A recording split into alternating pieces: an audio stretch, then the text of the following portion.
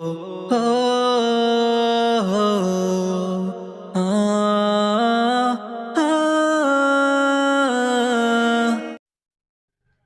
अलैकुम वरहमतुल्लाहि वबरकातुहू। हकीम मुनव्वर हुसैन सिद्दीकी ऑफिशियल को सब्सक्राइब करें और सदक़ा जारिया में शामिल हो जाएं। दीन की बातें एक दूसरे तक फैलाना सदक़ा जारिया है। बल्लिगू अन्नी वलो आया। हदीस में आता है कि एक ही बात अगर तुम्हें मालूम हो तो दूसरे तक पहुँचाएँ। आप हकीम मुनव्वर हुसैन सिद्दीकी को सब्सक्राइब करें, कमेंट करें और शेयर करें। इंशाअल्लाह ये सदका जारिया जब तक रहेगा तो आपको उसका सवाब मिलता रहेगा। अस्सलामु अलैकुम वरहमतुल्लाहि वबरकातुहू। अल्हम्दुलिल्लाह नहमदुहु व नस्तईनुहु व नस्तगफिरुहु व नु'मिनु बिही व नतवक्कलु अलैहि व नऊज़ु बिल्लाहि मिन शुरूरि अनफुसिना व मिन सय्यिआति अअमालिना। मन यहदिहिल्लाहु फला मुदिल्ल लहु व मन युद्लिलहु फला हादिय लहु व नशहदु अन ला इलाहा इल्लल्लाहु वहदहु ला शरीक लहु व नशहदु अन्न सय्यदना व मौलाना मुहम्मदन अब्दुहु व रसूलुहु।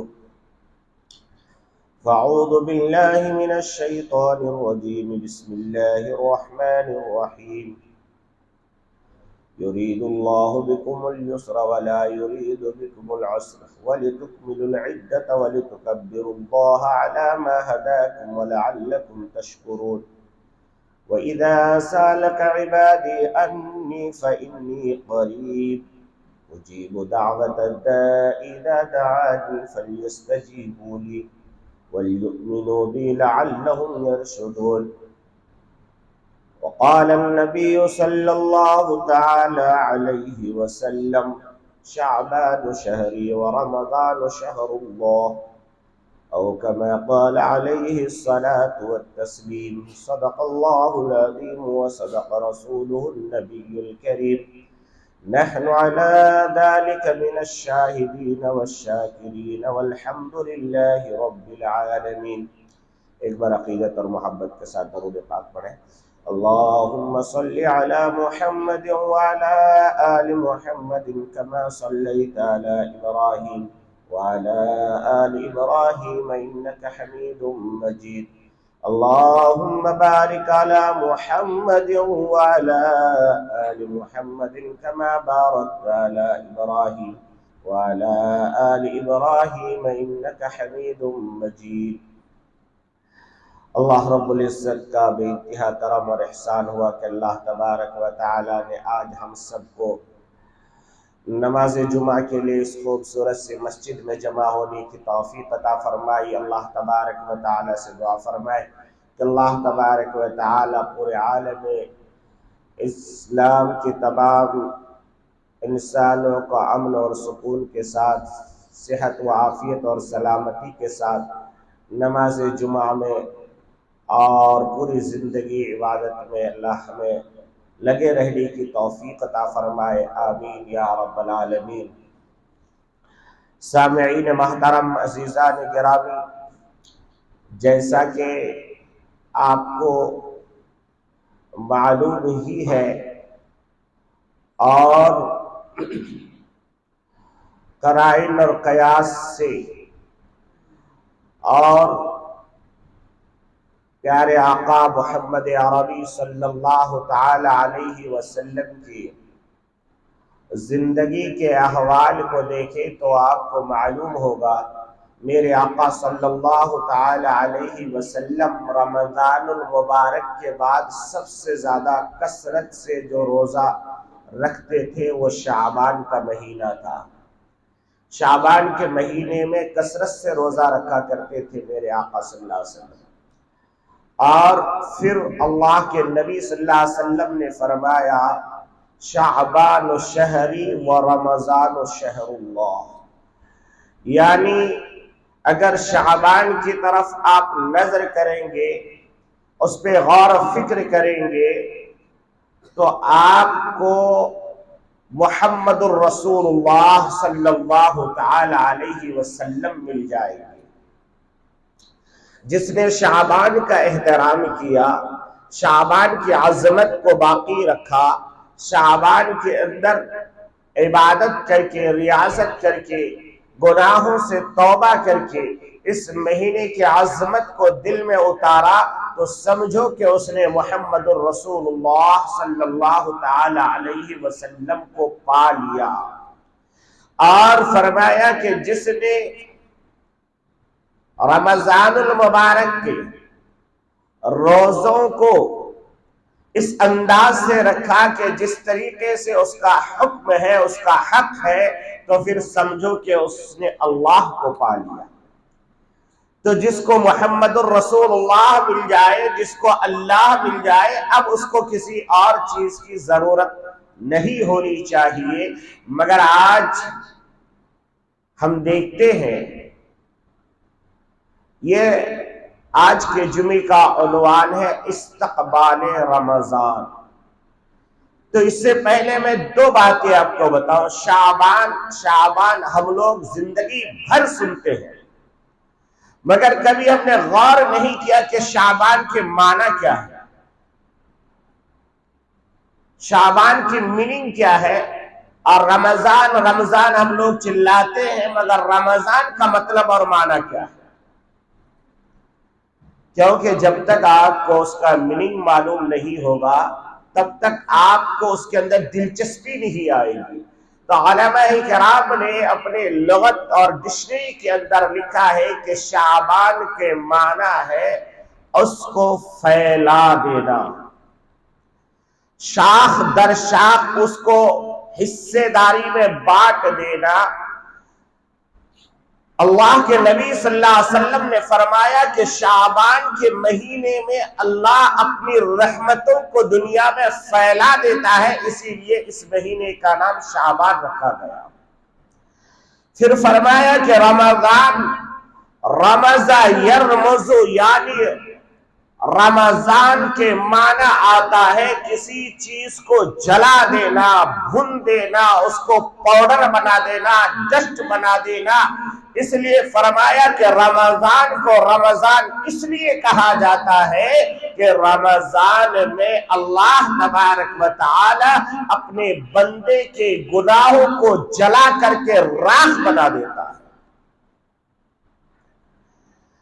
मेरे आका मोहम्मद अरबी सल्लल्लाहु तआला अलैहि वसल्लम ने फरमाया कि अगर मेरे सहाबी को मालूम हो जाए कि रमजान की बरकत क्या है, फजीलत क्या है, तो सहाबी ये तमन्ना करने लग जाए कि सारा साल ही रोजा हो जाए, एक दिन भी इफ्तार ना हो, बल्कि रोजे पर रोजा, रोजे पर रोजा, रोजे पर रोजा पूरी जिंदगी गुजर जाए। सहाबा कहते हैं कि बाद सहाबी दुआ करते थे, ए अल्लाह गर्मी का मौसम हो, कुफ्फार के साथ हमारा मुकाबला हो, प्यास शिद्दत से लगी हुई हो, सामने से कुफ्फार का यलगार हो और प्यास इस कदर लगी हुई है कि जुबान मेरी बाहर आ जाए और काफिर मेरी जुबान को पकड़ करके काट दे, और इस हाल में कि मैं रोजा से रहूं।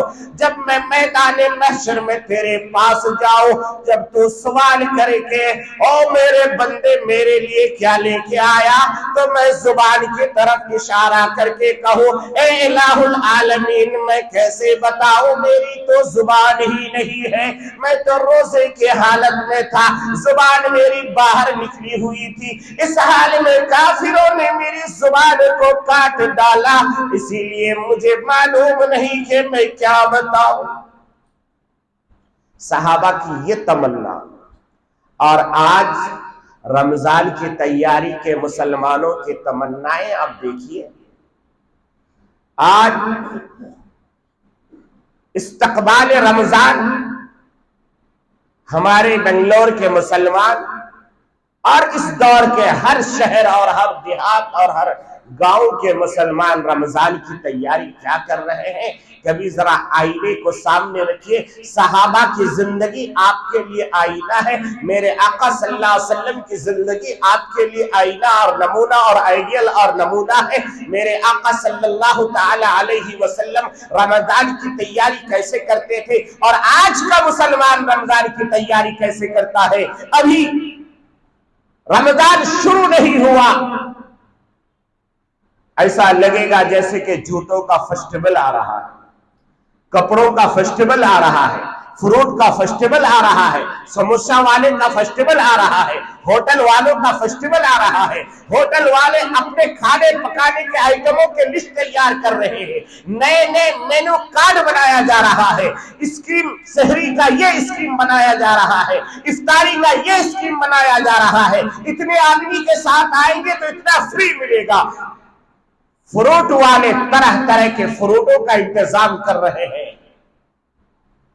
अगर कोई ऐसा इंसान जिसने कभी रमजान को देखा ना हो और उसको दीन से वास्ता ना हो और उसको पता चले कि मोहम्मद रसूलुल्लाह के गुलाम रमजान की तैयारी कर रहे हैं, मस्जिद आयशा में बैठे हुए कुछ मुसलमान रमजान की तैयारी का खुतबा सुन रहे हैं। अब वो लोग क्या करेंगे? तो जब बाजार में जाएंगे उसको मालूम ये होगा कि ये लोग तो खाने पीने की तैयारी कर रहे हैं, ये लोग तो फ्रूट लाने की तैयारी कर रहे हैं, ये लोग तो जूते लेने की तैयारी कर रहे हैं, ये लोग तो कपड़ा बनाने की तैयारी कर रहे हैं, ये लोग तो दुकान और तिजारत और वजारत और इन तमाम चीजों में लगे हुए हैं।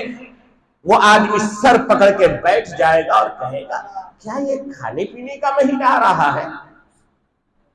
क्या ये पेट भरने का महीना आ रहा है? क्या ये मुसलमान पूरा 11 महीने फ्रूट नहीं खाते कि रमजान में ही इनको फ्रूट का जो है एक हैजा लगा हुआ है? क्या ये 11-12 महीना समोसा तला नहीं जाता? दुकानें क्या बंद हो गई थी कि आज जो है ये लोग तरह तरह के डिजाइन के समोसे बनाए जा रहे हैं? कोई प्याज का हो रहा है, कोई आलू का हो रहा है, कोई मटन का हो रहा है, कोई चिकन का हो रहा है, यानी तरह तरह के डिश की तैयारी हो रही है। ओ मुसलमानों, मैं तुमसे ये पूछना चाहता हूं, क्या रमजान आया था इसलिए कि तुम्हारे और 5 किलो का वेट बढ़ जाए और 2-4 किलो का इजाफा हो जाए? क्या रमजान इसलिए आया था कि और तुम्हारी तिजोरियों में पैसे आ जाए? क्या रमजान इसलिए आया था कि तुम्हारे कारोबार में और तरक्की हो जाए? और सिर्फ बात मर्दों तक होती तो होती, मां और बहनों का भी कमाल है।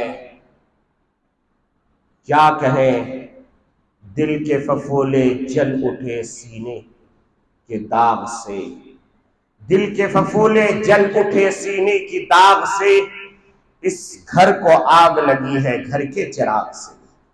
मुसलमान अपने करतूत की वजह से आज परेशान है, मुसलमान अपने अमाल की वजह से आज परेशान है। मुसलमान अल्लाह के दर को छोड़ चुका है। वो रब जो शाबान के 15वीं शब में आकर के पहले निचले आसमान में आसमान दुनिया में आके ऐलान किया था कि मुसलमानों, है कोई ऐसा परेशान जिसकी परेशानी को दूर कर दिया जाए? है कोई ऐसा बीमार जिसकी बीमारी को शिफा से तब्दील कर दी जाए? है कोई ऐसा मकरूज जिसकी कर्ज की अदायगी कर दी जाए? है ऐसा कोई बेघर जिसका घर बना दिया जाए? वो अल्लाह हमारा ऐलान करता रहा, मगर मुसलमान अपने ख्वाबो खरगोश में मस्त रहा, खाने पीने में अपनी जिंदगी तबाह बर्बाद कर दी। मेरे साथियों, जिस तरीके से आप देखते हैं घर में आपकी शादी हो रही है अपनी इकलौती बेटी की, आप कई महीनों से उसकी तैयारी करते हैं।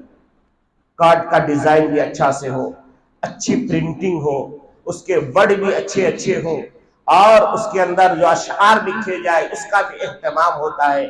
फिर आप साड़ी खरीदते हैं, फिर आप जो है उसका लहंगा खरीदते हैं, फिर उसके जो है आप और कुछ खरीदते हैं, लाचा खरीदते हैं। बाज दोस्तों को मैंने देखा कि वो लोग बेंगलोर के बजाय कार्ड छापने के लिए बेंगलोर से हैदराबाद जाते हैं। बोलते हैं मौलाना यहाँ अच्छा कार्ड नहीं मिलता, हैदराबाद में मिलता है। बाद दोस्तों को मैं जानता हूं अपने जाती तौर पर, उन्होंने कहा कि मौलाना यहाँ कपड़े महंगे मिलते, अच्छा डिजाइन नहीं मिलता, दिल्ली में अच्छा मिलता है, हम दिल्ली से जाके मार्केटिंग करके आएंगे। वो लोग शादी की मार्केटिंग दिल्ली जाते हैं करने के लिए। ये सारा एहतमाम होता है। क्या अगर अच्छे कपड़े न पहनाए जाए, अच्छी बिरयानी न बने, शादी नहीं होगी? माँ फातिमा की शादी नहीं हुई, हजरत ज़ैनब की शादी नहीं हुई, हजरत रुकैया की शादी नहीं हुई, सारे सहाबा की शादियां हुई भाई। कहां थी ये सारी चीजें?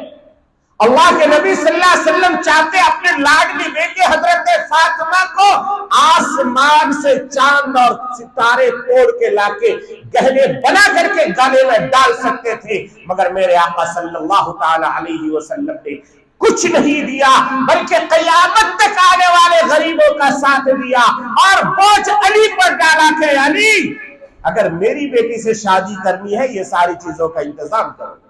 अली ने कहा या रसूलल्लाह, मैं तो आपके पास खाता हूं, आपके दस्तरखान पे खाता हूं, मेरे पास कुछ नहीं है। हजरत अली ने, अल्लाह के नबी ने कहा कुछ तो होगा। हजरत अली ने कहा या रसूलल्लाह सल्लल्लाहु अलैहि वसल्लम, बस एक ज़िरा है, एक घोड़ा है, अल्लाह के रास्ते में जिहाद करता हूं, ज़िरा पहनता हूं, तलवार है। अल्लाह के नबी ने कहा कि घोड़ा रख लो, ज़िरा को बेचो बाजार में, उससे जो पैसा आएगा उससे घर के सामान का इंतजाम करो। तुम्हें खाने पीने के लिए बर्तन चाहिए खरीदो, तुम्हें सोने के लिए बिस्तर चाहिए खरीदो। मुसलमानों, दहेज की लानत को अपने घरों से निकालो। मैं आपको बता रहा था कि तैयारियां कैसे होती है। एक शादी की मामूली शादी है, उसकी तैयारी आप महीनों करते हैं। अल्लाह तबारक व तआला ने जो ये महीना दिया, इसकी तैयारी उससे ज्यादा होनी चाहिए। मेरे आका मोहम्मद अरबी सल्लल्लाहु अलैहि वसल्लम ने फरमाया, हजरत सलमान फारसी रज़ियल्लाहु तआला अन्हु फरमाते हैं, खतमना रसूलुल्लाह सल्लल्लाहु अलैहि वसल्लम आखिर यौम शाबान। अल्लाह के नबी सल्लल्लाहु अलैहि वसल्लम ने शाबान के आखिर में खुतबा दिया और कहा कि लोगों, एक ऐसा महीना शाया फगद होने वाला है जिस महीने के अंदर एक नॉर्मल इबादत का सवाब फर्ज के बराबर होता है और फर्ज का सवाब 70 गुना ज्यादा अल्लाह बढ़ा देता है। मेरे अजीजों, इस महीने की अज़मत और रफ़अत और बुलंदी का मकाम और मर्तबा क्या हो सकता। मेरे आका सल्लल्लाहु ताला अलैहि वसल्लम ने फरमाया कि अगर अल्लाह को अपने गुनहगार उम्मतियों को मग़फ़िरत न करानी होती तो अल्लाह इस उम्मत मुहम्मदिया को रमजान जैसी बरकत न देता। अल्लाह तो बरकतें देना चाह रहे हैं, मगर मुसलमान इफ्तारी के टाइम में दुआ मांगने के बजाय फ्रूट की लाइन लगा हुआ है। खाने पीने के लिए जानवर की तरह इधर से उधर भाग रहा है। रमजान के बाद एक साहब को पूछिए, भाई क्या हाल है? क्या मत कहिए मौलाना, 5 किलो का वजन बढ़ गया है। अरे भाई, रमजान आया था वजन घटाने के लिए, आपका वजन बढ़ा क्यों? इसलिए बढ़ा कि सुबह इफ्तारी में, सुबह सहरी में इसलिए ज्यादा खाते कि पूरा दिन भूखा रहना है, और जब इफ्तारी करके ज्यादा इसलिए खाते कि पूरे दिन भूखे थे। और फिर बीच में अगर अल्लाह ने करम फरमा दिया तो तरावी पढ़ ली, और अगर नहीं पढ़ी तो तरावी के वक्त भी जानवर की तरह खा करके सो गया। इसलिए खा लिया ताकि कहीं ऐसा ना हो कि फिर सहरी में उठ पाए या ना पाए, अभी ही ठोस लिया। मेरे आका मोहम्मद अरबी सल्लल्लाहु ताला अलैहि वसल्लम को जो रमजान मिला था, जो रोजा मिला था, ये रोजा हजरत आदम से लेकर के हजरत ईसा तक तमाम उम्मतों पर रोजा फर्ज था। ईसाइयों पर 40 रोजे फर्ज थे, यहूदियों पर भी 40 रोजे फर्ज थे। ये अलग बात है कि वो लोग रखते थे या नहीं रखते थे, मगर 40 के 40 रोजे फर्ज थे। मदीने में हजरत कैस अंसारी रज़ी अल्लाह ताला अन्हु बड़े गरीब सहाबी, जंगलों में लकड़ियां काट करके घर का गुजरान चलाते थे। लकड़ियां काट करके गर्मी का समा, गर्मी का मौसम, वो भी अरब की सरजमीन। कभी अल्लाह गर्मी के मौसम में आपको उम्रा कराए और इसका एहसास पैदा करने के लिए कि हम लोग जो बयानों में सुनते हैं कि हजरत बिलाल हबशी रज़ी अल्लाह ताला अन्हु को गरम रेत पे लिटाया जाता था और आपके कमर की चर्बी पिघल पिघल करके जो है जमा हो जाती थी, इसका एहसास पैदा करने के लिए मैं आपसे कहता हूं कि गर्मी के मौसम में अगर अल्लाह ने कभी उम्रा की तौफीक दी, हरम से बाहर जो रोड है ना, सिर्फ 10 कदम बगैर चप्पल के चल के दिखा देना, एहसास हो जाएगा। 10 कदम, ज्यादा नहीं, सिर्फ 10 कदम अगर आप चलिए तो मान लेंगे कि वाकई आप बहुत बड़े पहलवान हैं। आप पाँव नहीं रख सकते, आप ऐसा लगेगा जैसे आप तवे पर पाँव रख रहे हैं, वहां का रोड ऐसा तप जाता है। मेरे भाइयों, ऐसी सरजमीन पे हजरत बिलाल को लिटाया जाता था। तो बहरहाल हजरत कैस अंसारी रज़ी अल्लाह ताला अन्हु गरीब सहाबी, आपका एयर कंडीशन जैसा बेंगलोर वाला शहर नहीं जो थोड़ी गर्मी हुई तो बारिश हो गई, ऐसे हालात में भी मुसलमान रोजा नहीं रखते। रमजान से पहले दन दनाते फिरते हैं सांड की तरह, मगर जब रमजान का महीना आता है कहते हैं मौलाना रोजा नहीं रख सकते। क्यों भाई, क्या बात है? कहा मौलाना गैस की बड़ी तकलीफ है, कोई कहता है मौलाना मेरा बीपी हाई हो जाता है, कोई कहता है मौलाना मैं शुगर का पेशेंट हूँ। अरे भाई, ये बीमारियों का महीना नहीं, ये शिफा का महीना है। ये महीने में रोजा रखोगे, अल्लाह 1000 बीमारियों से शिफा दे देगा आपको, 1000 बीमारियों से शिफा दे देगा।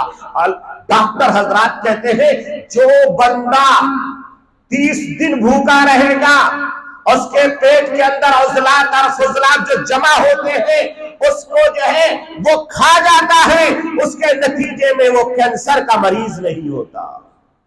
जाओ किडनी जाकर के देखो, बहुत सारे लोग सिगरेट की वजह से रोजा नहीं रखते, बहुत सारे लोग तंबाकू और वो पुड़िया खाने के लिए रोजा नहीं रखते। मेरे भाइयों, अगर बहुत ज्यादा तंबाकू खाने का शौक है तो चले जाओ किडनी जाकर के देखो, किडनी हॉस्पिटल में किसी का इधर सड़ा हुआ, किसी का इधर सड़ा हुआ। कभी कभी हॉस्पिटलों का भी दौरा कीजिए, अल्लाह की कुदरत नजर आएगी। बहरहाल में बता रहा था, हजरत कैस अंसारी रज़ी अल्लाह ताला अन्हु बड़े निराले सहाबी, लकड़ियां काट के आए, भूखा प्यासा, मदीने के बाजार में बेचे और बेचने के बाद जो कुछ मुयस्सर हुआ खरीद के लेके आए। और लेके आने के बाद बीवी से कहा, बीबी मोहतरमा जरा जल्दी जल्दी कुछ तैयार कर दो, इफ्तारी का टाइम भी हो चुका है और मुझे भूख भी बड़ी लग रही है। बीवी ने कहा कि कुछ है तो नहीं, आप जो लेके आए उसी को बनाना पड़ेगा। ठीक है, बीवी जो है जल्दी जल्दी कुछ बनाने लगी। हजरत कैस अंसारी रज़ी अल्लाह ताला अन्हु मगरिब के नमाज पढ़ के वहीं बैठे थे। बैठे बैठे बेचारे भूखा प्यासा लुढ़क गए, नींद आ गई। अब जब नींद आ गई, बीवी ने खाना तैयार किया, करने के बाद लेके गए कि खाना खा लीजिए। देखा तो वो थके हारे थे, सो गए हैं।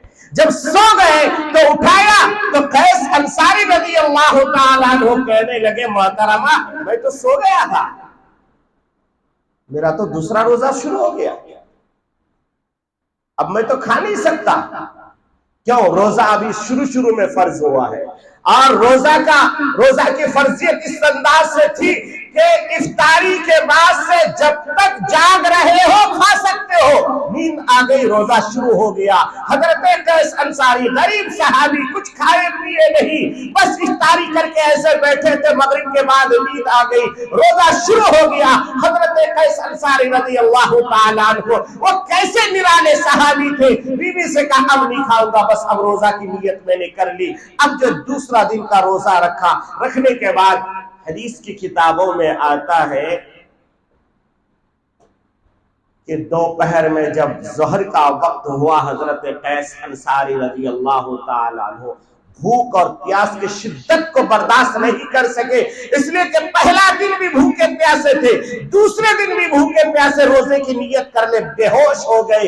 जब बेहोश हो गए तो उठा के नबी के दरबार पे लाए गए। नबी ने पूछा क्या मामला बना है, क्यों ऐसा हुआ है?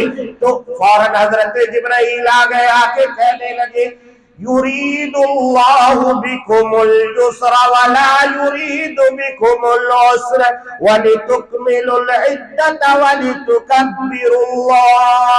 और एक आयत लेके आया तिम्मुस्सियाम।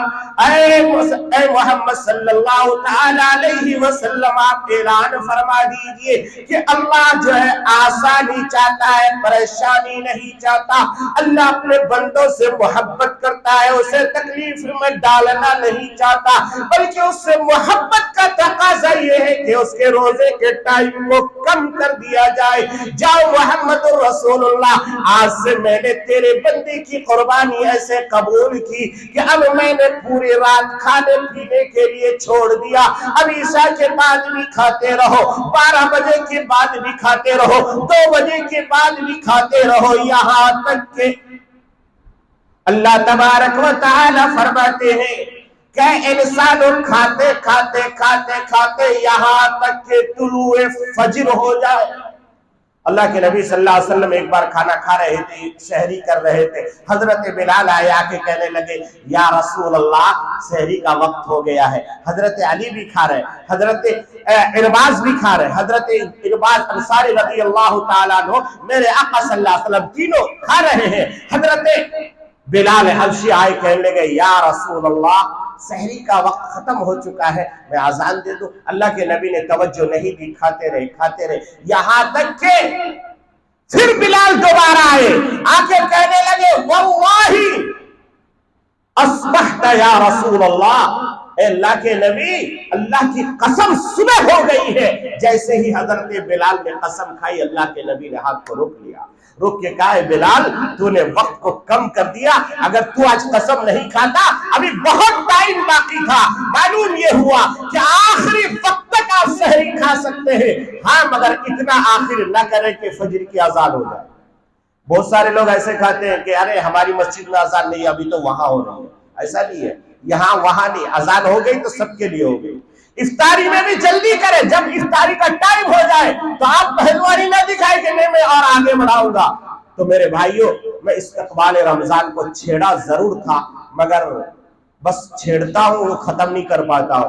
इफ्तारी इस्तकबाल रमजान का मतलब यह है कि हम तैयार रहें, जैसे हमारे इंडिया के फौज बिल्कुल तैयार रहती है चारों तरफ। कोई आए तो फौरन उसे शूट कर दे, उसे दूसरे मुल्क वाला कोई अगर देखे हमारी फौज की तरफ तो उसकी आंख निकालने के लिए तैयार रहता है। ऐसे मुसलमान को रमजान के लिए तैयार रहना चाहिए। हर लम्हा, हर सेकंड, हर मिनट अल्लाह की याद में गुजरना चाहिए, खाने पीने की याद में नहीं, अल्लाह की याद में, जूते लेने की याद में नहीं। हाँ, अगर ये सब चीजें जरूरी है, बीवी को कपड़ा दिलाना है, बच्चों को कपड़े पहनाना है, जूते लेना है, रमजान से पहले कर लो खरीदारी। रमजान को शर्मिंदा मत करो, जो है शिवाजी नगर के ओपीएस रोड को बर्बाद मत करो।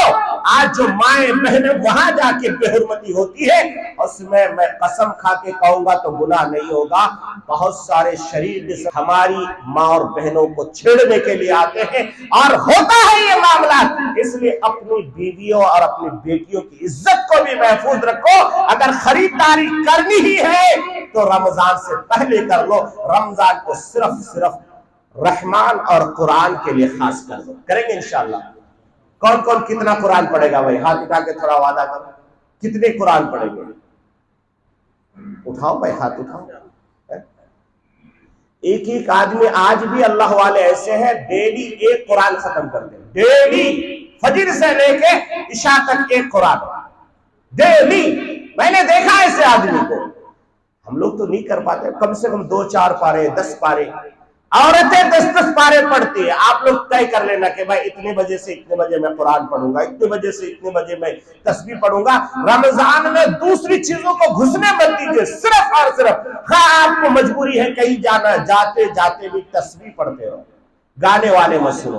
बहरहाल वक्त ज्यादा हो गया, मैं माजरत के साथ आपसे कह रहा हूँ कि वक्त बहुत कम है। अगर आप लोग मशवरा करके इस वक्त को थोड़ा बढ़ाए तो और अच्छा रहेगा। जैसा भी यहाँ का निज़ाम है, मैं तो मुझे इसमें दखल नहीं देना। बहरहाल हमारे मस्जिद कमेटी की तरफ से एक स्कीम यहाँ पर चलता है, हालांकि हर मस्जिद में ये चलना चाहिए कि हमारे आजू बाजू में जो भी लड़के लड़कियां स्कूल कॉलेज में पढ़ते हैं और फीस न देने की वजह से घरों में बैठ जाते हैं, एसएलसी जाना था, अब फीस नहीं बन पाए, हॉल टिकट नहीं मिला उनको। इसी तरह पीयूसी का एग्जाम देना था, पैसे नहीं भर पाए, हॉल टिकट नहीं मिला उनको।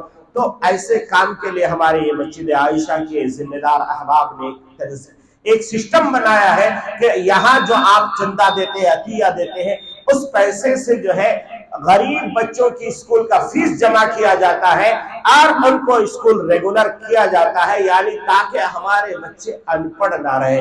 इसलिए कि इस उम्मत की शान ही यही है कि पढ़ाई में पीछे नहीं होना, आगे होना चाहिए। इसलिए हर आदमी, खुसूसन अल्लाह ने जिसको दिया है, अल्लाह ने जिसको दिया है वो तय कर ले कि मैं अपने बच्चों के साथ और किसी एक गरीब बच्चे का भी फीस अदा करूंगा। मेरा बच्चा भी पढ़ेगा, वो भी पढ़ेगा, आपका बच्चा कम भी मेहनत करेगा तो अल्लाह उस बच्चे की बरकत से आपके बच्चे को ज्यादा नंबर से कामयाब करेगा इंशाअल्लाह। तो ये काम आप करें। हमारे तंजीम यानी मस्जिद कमेटी के पास एक लेटर आया, मुझे उन्होंने खुद दिखाया। एक लिखने वाले ने लिखा है कि ये मस्जिद वाले अच्छा काम ये करते हैं कि मेरे बच्चे स्कूल नहीं जा सकते थे फीस की वजह से, तो ये लोग हमारे घर पे आकर के हमें तसल्ली दी और हमारी पूरी फीस जमा की। मगर सबसे खूबी की बात यह है, पहले क्या होता था, सीधे हाथ से दो, दाएं हाथ को मालूम ना होना, यही था। पहले लोग नेकी करते थे, लोगों को नहीं बताते थे, लोगों को नहीं बताते थे। अगर किसी को मालूम नहीं होता तो वो बोलते थे नहीं भाई मुझे नहीं पता, नहीं किसी और ने। बहुत सारे वाकयात हैं ऐसे। तो आज के दिन क्या है, फिर लोग बोलते थे नेकी कर दरिया में डाल, ये बोलते थे ना। आज के दिन क्या है, किसी को दे या न दे, फेसबुक में व्हाट्सएप में जरूर डाल, फेसबुक में व्हाट्सएप में जरूर डाल दिया। 1 रुपए मगर बड़ा इश्तिहार डाल दिया, पेपर में डाल दिया। पहले तो पेपर तक महदूद थी, अब जो है सोशल मीडिया आकर के हर चीज सोशल मीडिया में जा रहा है। अल्लाह के वास्ते जब आप किसी को देते हैं ना, तो देने के वक्त उसकी तस्वीर मत लीजिए। वो बेकसी की वजह से, बेबसी की वजह से वो खड़ा जरूर होता है, मगर दिल दिल में कोसता है, या अल्लाह मैंने क्या गलती की थी कि तूने इसे देने वाला बनाया और मुझे लेने वाला बनाया। अल्लाह अगर चाहे तो सिक्का पलटा देगा, तुझे लेने वाले में शामिल कर देगा, इसको देने वाले में शामिल कर देगा। इसमें किसी की जिल्लत और रुसवाई का सामान मत बनाइए, किसी को जलील मत कीजिए, किसी को इज्जत दीजिएगा, अल्लाह आपको इज्जत देगा। बहरहाल इन्हीं चंद कलिमात पर मैं अपनी बात खत्म करता हूँ। फिर आपसे यही दरखास्त करूंगा कि रमजान का इस्तकबाल नेकियों के साथ कीजिए। अल्लाह हमें अमल की तौफीक अता फरमाए। आमीन व आखिर दावाना अल्हम्दुलिल्लाहि रब्बिल आलमीन। दीन की बातें एक दूसरे तक पहुँचाना और एक दूसरे को सही रास्ता बताना, ये बहुत ही अहम अमल है और इस पर हमेशा से अमल रहा है। अब क्योंकि हालात और वक्त का तकाजा यह है कि सोशल मीडिया और यूट्यूब और दूसरे ज़राए से सही मालूमात फराहम किया जाता है, इसलिए आपसे गुजारिश है कि हकीम मुनव्वर हुसैन सिद्दीकी ऑफिशियल को सब्सक्राइब करें और एक दूसरे तक पहुँचाएँ और सही दीन पहुँचाने का ज़रिया बने।